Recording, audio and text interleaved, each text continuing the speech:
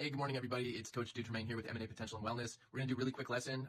Yes, I do have my kitty ice cream drawing board here, and we'll start off by just reminding everybody the number one leading cause of death in the United States today, and still after a century, heart disease. Two primary contributors to heart disease in layman's terms. That'll be high blood pressure and plaque buildup. And high blood pressure.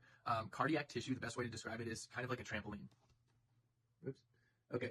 Everybody been on a big trampoline before and how high you can jump and bounce? Why? Because this material here is elastic. That's the same way the heart is. It's elastic. So as it contracts outward, it rebounds back and recoils, right? And that's how we're able to get what we call an ejection factor, aka how much volume of blood is pumped and the efficiency of the heart.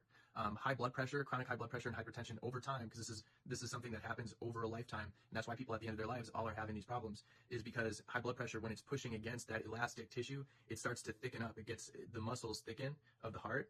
And what would happen if you were just jumping on something that was like 3 inches thick instead of just that skinny material on a trampoline? You wouldn't bounce very high. It'd be a lot harder to jump around. It wouldn't be as fun. Same thing with your heart. After a while, it can't pump as much blood. That's why when you see some people with heart issues, they have in their legs, they have a lot of fluid buildup. The reason is plaque buildup. So here's just a quick drawing of an artery. And here is, if we were to cut an artery, cut into it, this is where the blood flows. Plaque buildup. Simply put, what happens is over many poor decisions in a lifetime and just nature, I guess, you start to build up plaque in your artery. And this is an endothelial tissue, it's called. That's a whole nother lesson.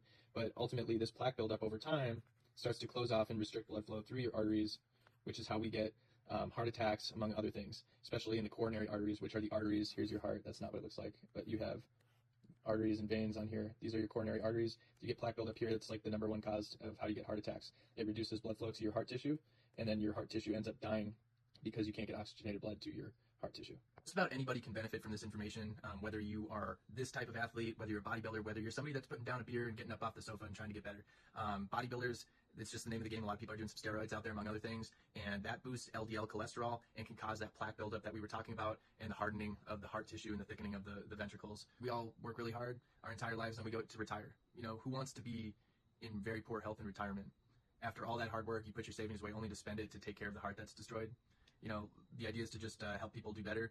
Also, going back to the billions that it costs the healthcare system, that all wraps around to who? Us. We pay high premiums. Why is insurance so expensive? Why am I paying this premium every single month? Why do I have this high deductible? Why do I always have these out-of-pocket expenses? It's because of the tremendous strain that's put on the system because of conditions like this that are chronic and that require all the specialized equipment and treatment. So to conclude, make good diet choices that are not always super high in sodium. Sodium is what really drives up that blood pressure, especially if consumed frequently for long periods of time, can cause that blood pressure hard on the heart. Also, foods with very high fat content and things that boost your cholesterol level. And most of all, stay active.